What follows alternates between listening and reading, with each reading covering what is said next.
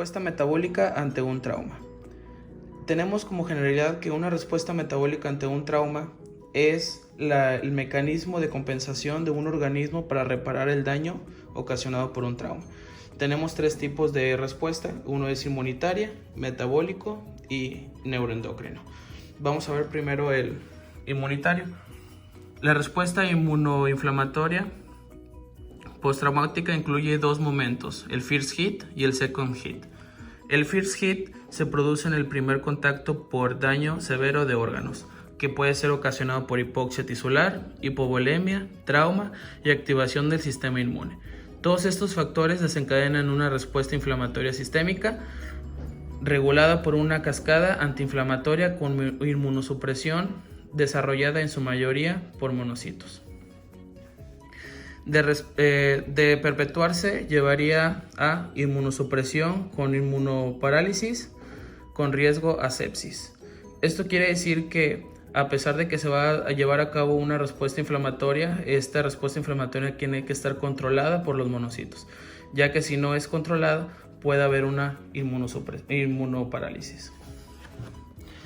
El segundo, second hit, es el responsable de complicaciones y muestra en fases más tardías del trauma.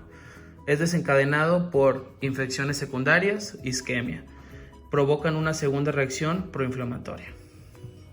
Este es el que se va a mostrar más tardíamente y que pues puede ocasionar otra segunda inflamación proinflamatoria. La secuencia de activación del sistema inmune. Ante un trauma vamos a tener una activación del sistema inmune para defender o erradicar los agentes infecciosos que están entrando al organismo por el trauma. Entonces tenemos que primeramente se va a activar el sistema inmune inespecífico. Después va a comenzar la movilización de los leucocitos macrófagos a la lesión. Se activa el complejo sérico y opsoninas que van a traer más leucocitos. La isquemia ística va a provocar una transformación anabólica del metabolismo. Hay una reperfusión de oxígeno al tejido dañado, lo cual va a ocasionar una liberación de radicales libres de oxígeno. Estos radicales libres de oxígeno van a servir como quimiotrayentes y activadores de neutrófilos polimorfonucleares. Los monocitos circulantes y macrófagos císticos son el segundo componente, después de los neutrófilos, de la inmunidad inespecífica. Dice que estos monocitos van a liberar citocinas proinflamatorias, interleucina 1, factor de necrosis tumoral alfa, interleucina 6, interleucina 8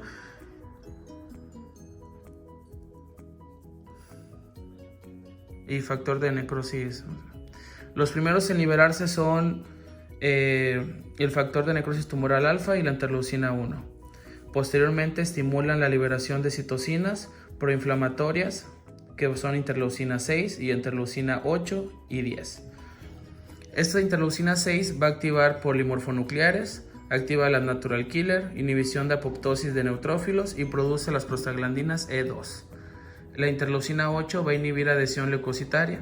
La interleucina 8 prolonga permanencia de los neutrófilos, inhibe apoptosis y la apoptosis en los leucocitos. Después, si todo este proceso se torna exagerado, se podría desarrollar un síndrome de reacción inflamatoria sistémico.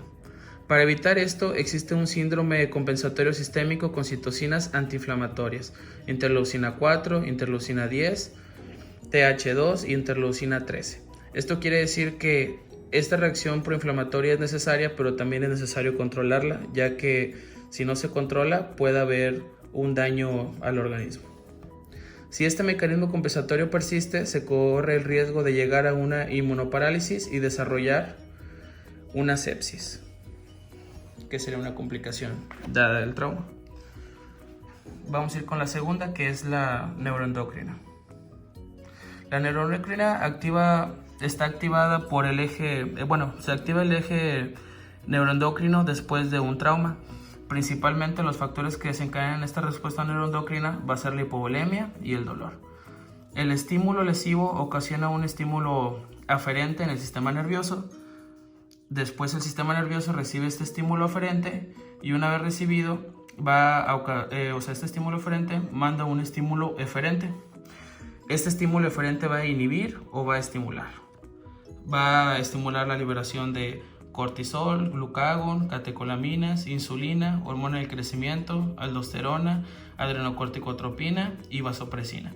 Todas estas hormonas van a producir una respuesta fisiológica para corregir las alteraciones hemostáticas que se han ocasionado por el trauma. Por último, tenemos la metabólica. La descripción de la metabólica se va a describir por fases. Primero vamos a tener una fase que es hipodinamia. Esta va a ser una respuesta inmediata a la lesión, debido a pérdida del fluido corporal, por hipoperfusión o bajo gasto cardíaco. Se caracteriza principalmente por aumento de la actividad simpática, es liberación de catecolaminas, y otras características puede ser hiperglicemia, ya que hay resistencia a la insulina por el músculo liso, y baja la tasa de metabólica basal, lactato sérico aumenta, la temperatura corporal disminuye y la liberación de ácidos grasos aumenta. Y la otra fase es la fase flow o hiperdinamia. En promedio inicia 5 días posteriores a la lesión, pudiendo mantenerse hasta 9 meses. La intensidad de la respuesta metabólica se encuentra relacionada con la lesión y cantidad de mediadores inflamatorios activados. La lesión y la cantidad de mediadores activados va a estar relacionada con la magnitud del trauma. Estas dos lesiones, la lesión y la cantidad de mediadores inflamatorios, van a producir un aumento del estado catabólico o hipermetabólico, que va a aumentar 1.5 o a 2 veces el metabolismo basal. Y también va a estar aumentado el consumo de oxígeno y producción de CO2, ya que pues el oxígeno se necesita para usarlo como quimiorreceptor y pues para volver a perfundir los tejidos dañados. Después tenemos que la gluconogénesis hepática a expensas del pool de aminoácidos. Va a haber gluconogénesis hepática, y esta va a ser a expensas del pool de aminoácidos, lo cual va a disminuir las proteínas séricas, las cuales también son necesarias para una respuesta inmune. Después tenemos la fase anabólica o adaptativa. Su duración puede ser prolongada.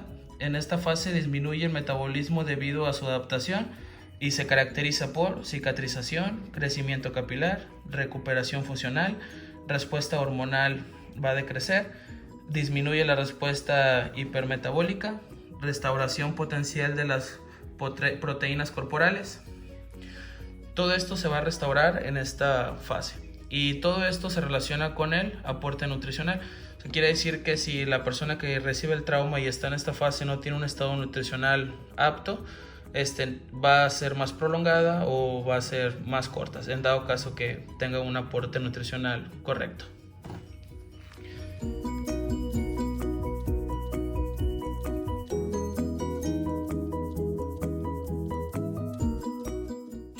Como conclusión tenemos que el cuerpo ante un trauma, el metabolismo se va a alterar, ya sea en una cuestión benéfica hacia el cuerpo, ya sea para restaurar la lesión o para atender las necesidades que el cuerpo está teniendo en esa situación.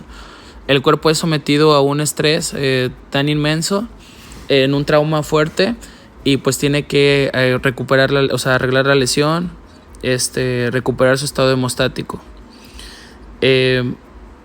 Este proceso pues va a ayudar a reparar todas.